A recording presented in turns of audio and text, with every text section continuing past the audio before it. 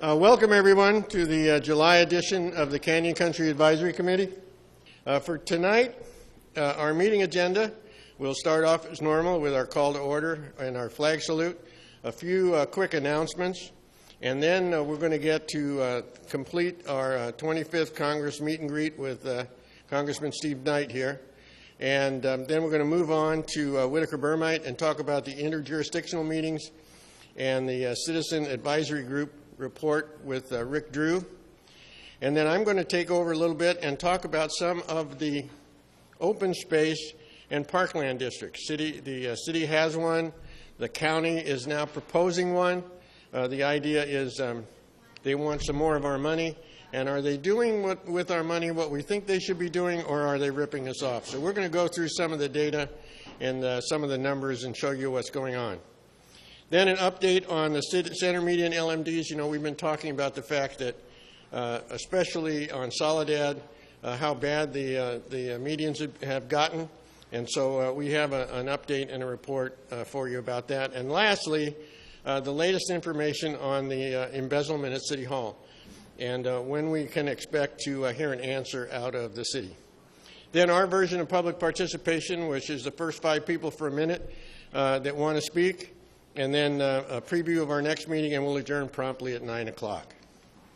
So you know that every month when you come here, I go look for something that I think is inspirational. But unfortunately, as you remember from last month, we were talking about the terror that occurred in Orlando, Florida. And the victims of that bit of senseless violence. And you looked at people that were supporting the victims and those that were injured. And what happens right after this week? Well, we get a sniper ambush and 5 police officers are killed in Dallas.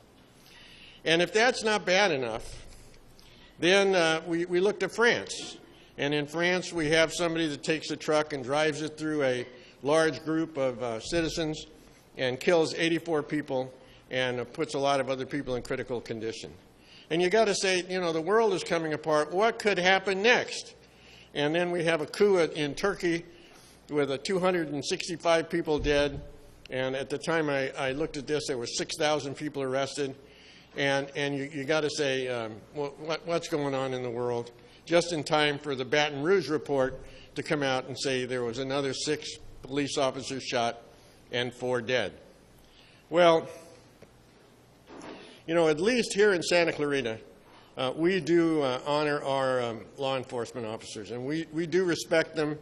And there was what they called a gratitude in chalk at the sheriff's station to show them how much we appreciate them. And I thought that was a really good thing for the community to show how much they support our local sheriffs. But we talked about this a little bit before, and we said, what is it that we could do if we get caught in one of these situations? And typically when we hear politicians talking about this afterwards, there's always the story about remorse and how much they grieve with the victims and tell us to continue to believe in our American values, which we really should do, because freedom, tolerance, and diversity is what made this country great. And we got some advice from some other groups that said, be prepared for similar situations. Escape if you can, hide if you can, but then you have to fight if you need to. And after all of the things that happened over the past week or so, I got to thinking about how can you be prepared for a situation like that. And really, I mean, why do we want to accept that these kind of things are going to happen all the time? But here in California, we have to work within our legal boundaries. You know, it just seems like everything that you can use to protect yourself here in California is illegal. All right, you can't, you can't use a firearm, you can't use a baton, you can't use anything that seems to help you. So you need to really think about it. And I believe that our local officials also have to get involved and start talking about public safety from the standpoint of emergency contingency plans and implementations. So here in Santa Clarita, we have one hospital on one side of town. What's going to happen if, in fact, something happens here and we need to get a large number of people over to the trauma center? And even worse, what happens if the problem is at the trauma center? And so that leads you to risk management concepts and the idea that we should look at all of these things from the likelihood that something might happen and then the consequence to determine what the right kind of a contingency plan should be. And I believe also it really takes a lot of public involvement and awareness to be aware of what's going on, to know how to report things that are happening, and talk to our first responders, our sheriffs, our fire, and our ambulance services, which in the past have really served us well. And it has to be a two-way outreach. They can talk to us about what they do, and we can talk to them about what we think might need to happen.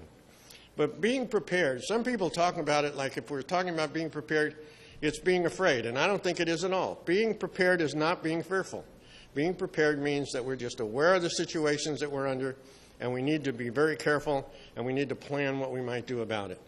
And that might end up being, just like we always talk about, that there are heroes all around us, and we may just be one of those heroes at some time in the future. And so with that, Judy, would you lead us in the pledge?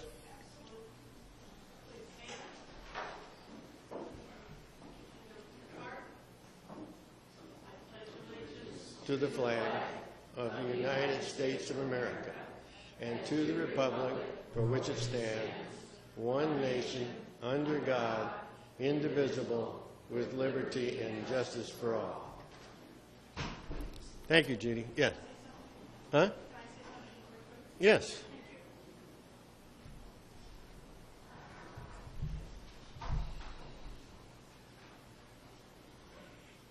In the valley here, we start in kindergarten, making the little darlings aware of being very quiet. Have you ever gone through a kindergarten lockdown drill with the whole school locked down, the lights off, all the doors locked, all the darlings sitting crisscross applesauce against the wall? If somebody looks in the window, they can't be seen. And you're acting like the adults are, that this is just something that we do all the time, and we're very cool, calm, and collected, and they just do wonderfully. Last year, I volunteer at Saugus, Santa Clarita Elementary School, and we had some kind of disaster, and when I went in the next day, they happened to have had a lockdown drill schedule. And that just brings it all to you, that they do start at a very early level to get these kids so they can take care of themselves and be very quiet and not. And we had how many? 26 kids.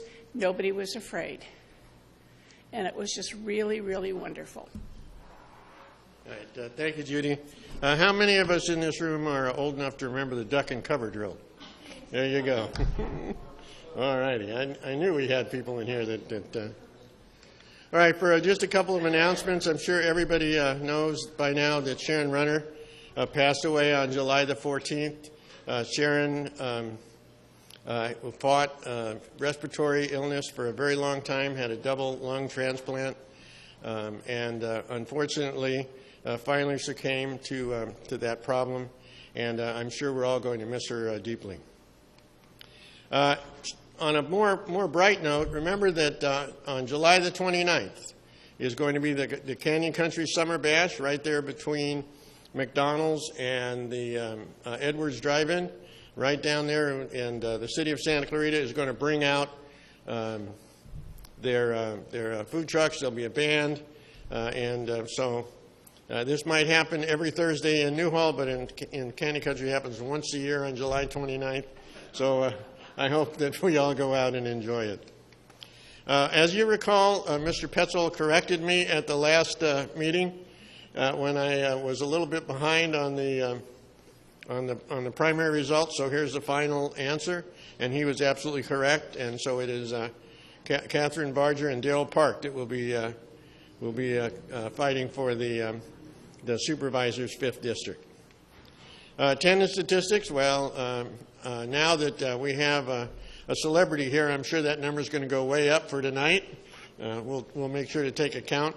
And probably, every time, Steve, every time someone like you shows up, we end up having these big spikes and these shows. I don't know why. It's just every time that just happens. It's just normal.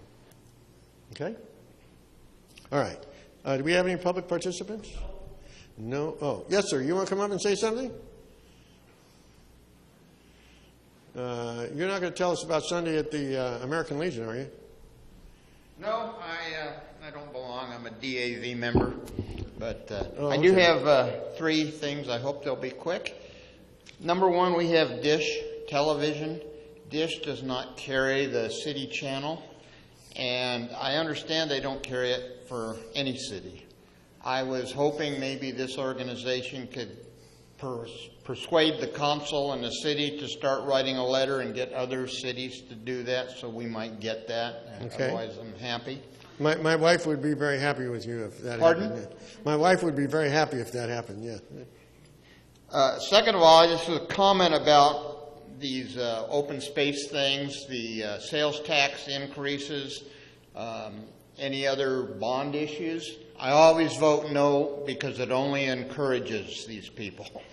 So, lastly, I've called the city several times and they tell me all the signals are synchronized. Well, they are. They all turn green and yellow and red and green again. Yes, that's right. So I don't know, once again, whether we can, as an organization, do something to talk to somebody, because I get what you were getting at the county. And Okay. the example, if you're headed west on Soledad, you get a red light at Sand Canyon. The next street is right there where Vaughn's is. When Sand Canyon turns green, that turns red. Yeah, I'm with you. It is synchronized. Yeah, synchronized to stop you, right? But yes, and actually at City Hall they have a command center where they're supposed to be able to change the synchronization of lights on the fly, and hopefully, and that command center is highly visible, locked away on the 3rd floor in a back room.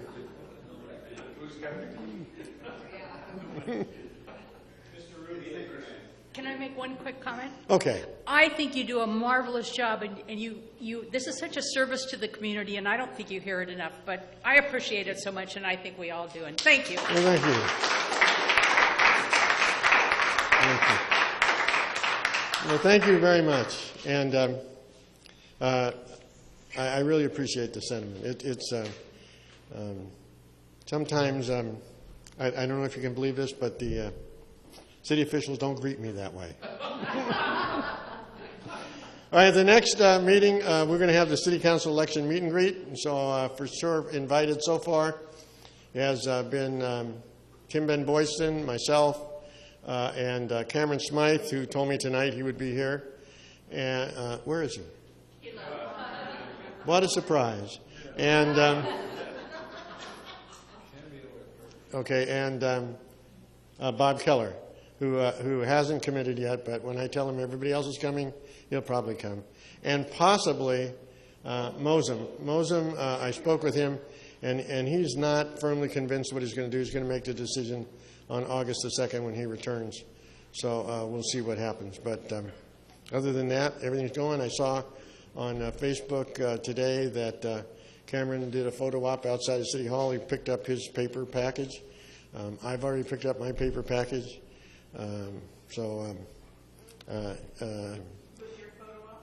No photo op. I didn't do a photo op. I missed out. I should have done that. You know, it's just taking all of you with me, right? There you go. Well, let's reschedule it. I'll do a photo op when I turn the package in. There you go. Right? Because pulling the package is nothing. Turning the package in is what happens. You had to get 30 signatures, and I got them last night. So there you go. So I'm glad you chose to attend the Canyon Country Advisory Committee tonight, and I hope that you will choose to attend the Canyon Country Advisory Committee again next month, and I guarantee you we'll have all the cordless mics working. Thank you. Yes.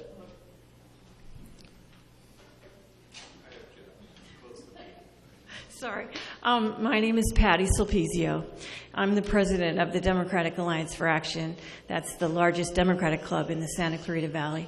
And I want to invite anyone who would like to join us next Thursday night at Vincenzo's on Lyons Avenue. We're having a convention watch party. So the Democratic Alliance for Action is co-sponsored by Hillary for America.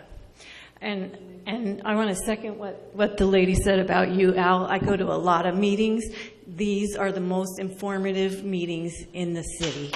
Well, thank you. Thank you very much.